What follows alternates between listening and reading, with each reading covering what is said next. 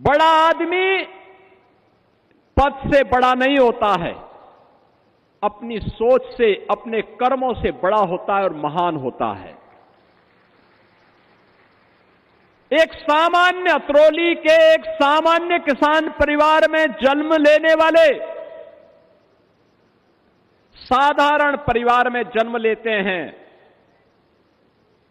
लेकिन अपनी कर्मठता से, मूल्य और सिद्धांतों के प्रति अडिग रहने के भाव से, देश के प्रति समर्पण के भाव से राष्ट्रीय स्वयंसेवक संघ की पाठशाला में रंग तपे हुए एक स्वयंसेवक के रूप में एक किसान, एक शिक्षक, एक विधायक, एक मंत्री, एक मुख्यमंत्री, सांसद और राज्यपाल के रूप में सभी महत्वपूर्ण संवैधानिक दायित्वों का कुशलतापूर्वक निर्वहन करने वाले सरदेव बाबूजी हर उस भारतीय के लिए जिसके लिए देश प्रथम है, भारत के सनातन मूल्य और आदर्श सर्वोपरि है, उनके लिए सरदेव बाबूजी सदैव प्रेरणा स्रोत बने रहेंगे, हमेशा स्मरणीय बने रहेंगे। उनका जीवन सादगी भरा जीवन था, तप और साधना से भरा हुआ था, संघर्षों से भरा पड़ा था, अन्याय के खिलाफ लड़ने वाला था, अत्याचार का मुकाबला करने वाला था। और बाबूजी सदैव अपने सनातन मूल्यों की रक्षा करते हुए गांव के गरीबों के लिए, अन्नदाता किसानों के लिए, युवाओं के लिए और समाज के प्रत्येक तबके के लिए उन्होंने अपना पूरा जीवन समर्पित किया। बहनों और भाइयों, गलत काम बाबूजी से कोई कितना भी बड़ा क्यों ना हो, कितना भी दबाव बना दे, कभी भी उन पर कभी किसी दबाव में आके काम करने वाले नहीं थे। वे बोलते थे, कल्याण सिंह टूट सकता है लेकिन झुक नहीं सकता, और उन्होंने जीवन भर अपने वचन को निभाया। याद करिए राम जन्मभूमि आंदोलन का,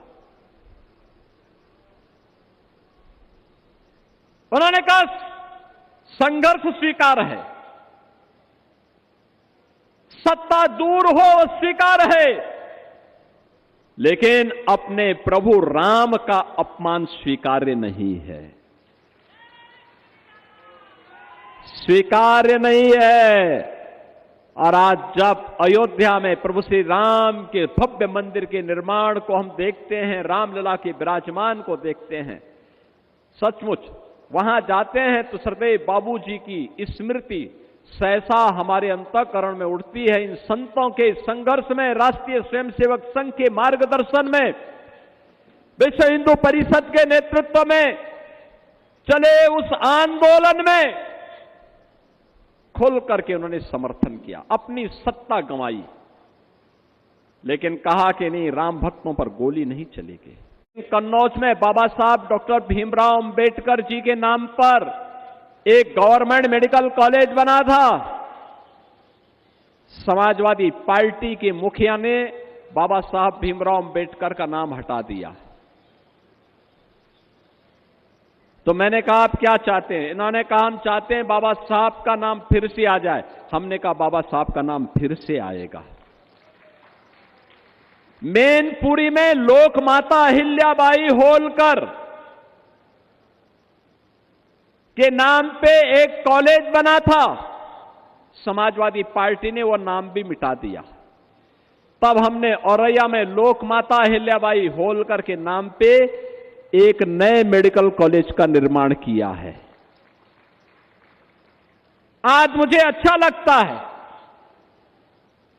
जब हम उत्तर प्रदेश के पहले कैंसर संस्थान में जाते हैं तो बाबूजी की बड़ी दिव्य प्रतिमा और नामकरण सदैव बाबूजी के नाम पर हम वहां पे देखते हैं। जब हम लोग जाते हैं बुलंदशहर में राजकीय मेडिकल कॉलेज, डबल इंजन की भारतीय जनता पार्टी की सरकार ने बनाया, उस मेडिकल कॉलेज का नामकरण बाबूजी कल्याण सिंह जी के नाम पर। अलीगढ़ में जाते हैं तो अलीगढ़ में रोड के साथ साथ हैबिटेट सेंटर का नाम बाबूजी कल्याण सिंह जी के नाम पर। यह केंद्र वह है जो एक नई प्रेरणा देता है, नया उत्साह देता है, नया उमंग भरता है। जिन्होंने हमें आगे बढ़ने के लिए प्रेरित किया, जिनकी प्रेरणा उत्तर प्रदेश में सुशासन की नींव की शुरुआत करती है, जिन्होंने यूपी के नौजवानों के सामने कहा था कि तुम्हारे सामने पहचान का संकट खड़ा किया है कांग्रेस और समाजवादी पार्टी ने, उन्होंने एक नकल अध्यादेश ला करके उस समय के युवाओं के लिए उस समय एक बेहतर माहौल दिया था।